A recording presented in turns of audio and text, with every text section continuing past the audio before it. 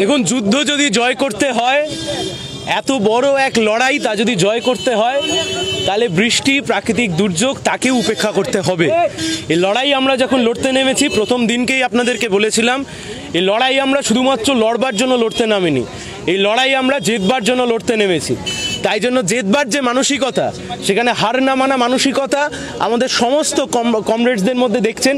এবং মানুষ যেভাবে উৎসাহের সাথে এগিয়ে আসছেন, মানুষ যেভাবে উৎসাহের সাথে এগিয়ে এসে করমর্দন করছেন, তারা যেভাবে আশ্বাস দিচ্ছেন যে পাশে আছি, তা থেকে আমরা আশাবাদী। তার কারণ এই তৃণমূল বিজেপি যে দল বদলের রাজনীতি, এ কখন তৃণমূল কখন বিজেপি, শিশিরবাবুর এক ছেলে কখন তৃণমূল কখন বিজেপি বোঝা মুশকিল। এ বাংলার মানুষ, মেদিনীপুরের মানুষ, তমলুকের মানুষ এ আর ভালো চোখে নিচ্ছেন না। তাই জন্য বিকল্প হিসেবে বামপন্থীদের প্রতি ভরসা দেখাচ্ছেন। যুব সমাজের কাছেও যাচ্ছেন, তাদেরকেও পাশে থাকার বার্তা দিচ্ছেন। হলদিয়া শিল্পাঞ্চল আমরা তৈরি করেছিলাম, হলদিয়ায় শিল্প তালুক আমরা তৈরি করেছিলাম, পেট্রোকেমিক্যালস আমরা তৈরি করেছিলাম, কিন্তু হলদিয়া শিল্পাঞ্চল আমরা আরও একটা গড়ে তুলতে চেয়েছিলাম নন্দীগ্রামের বুকে, তা তৈরি হয়নি।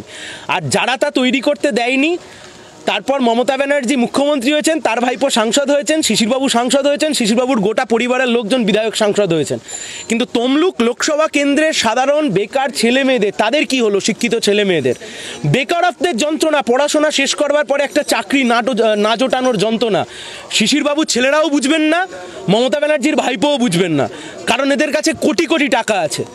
আমরা চাইছি এই যে কৃষি শিল্পের সমন্বয়তে বাংলাকে এগিয়ে নিয়ে যাওয়ার যে কথা আমরা বলেছিলাম, সেই পথেই আমরা হাঁটব।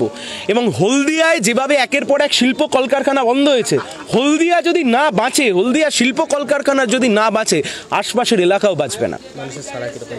অসাধারণ মানুষের সাড়া, মানুষ যেভাবে স্বতঃস্ফূর্তভাবে এগিয়ে আসছেন, মানুষের সাড়া আছে। পঞ্চায়েতের নির্বাচনে বামপন্থীদের প্রতি মানুষ একটা আস্থা দেখিয়েছিলেন, ওই লুটের ভোটের মধ্যেও বামপন্থীদের ভোট বেড়েছিল। অপেক্ষা করুন লোকসভা নির্বাচন, আর মাত্র 2 মাস পরে এই এলাকার, এই অঞ্চলের, এই লোকসভা কেন্দ্রের লোকসভা নির্বাচন সংগঠিত হবে। আপনারা বুঝে যাবেন মানুষ কি বলছে, আর মানুষ কি চাইছে, আর মানুষ কি ভাবছে। তৃণমূল থেকে বলছে যে বাম আর কংগ্রেসে জোট করেছে ওরা বিজেপির হাত শক্ত করার জন্য, বিজেপিকে ভোটটা দেওয়ার জন্য। এই জেলায় বিজেপির যে 1 নম্বর নেতা, সে প্রাক্তন তৃণমূলের নেতা। এই জেলার শুভেন্দু অধিকারী, শিশির অধিকারী, দিব্যেন্দু অধিকারী, সৌমেন্দু অধিকারী তৃণমূলের নেতা। পাইপলাইনের মাধ্যমে বিজেপিতে পাঠিয়ে বিজেপিকে এখন অক্সিজেন দিয়েছে।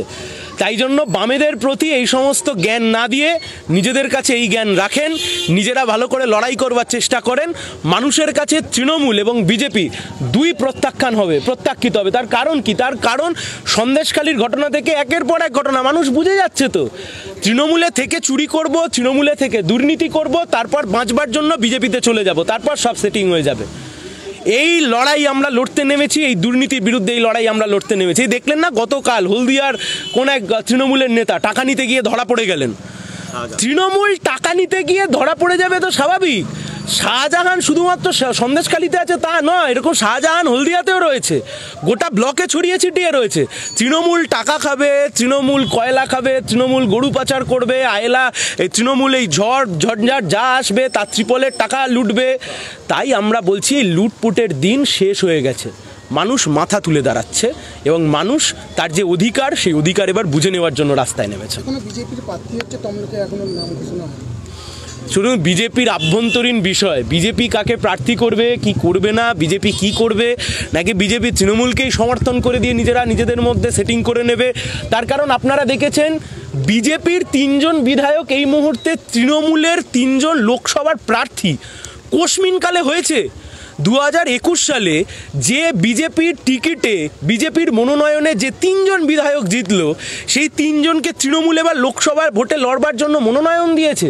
হতে পারে নাকি? তাই জন্য এদের ভেতরের যে গোপন আঁতাত, সেই গোপন আঁতাত এবার আস্তে আস্তে মানুষের সামনে আসছে। বাকি রইল কে কাকে প্রার্থী করবে না। আমরা আমাদের 100% দিয়ে লড়তে নেমেছি, জিততে নেমেছি। কে প্রার্থী হলো আর না হলো তাতে আমাদের কিছু যায় আসে না।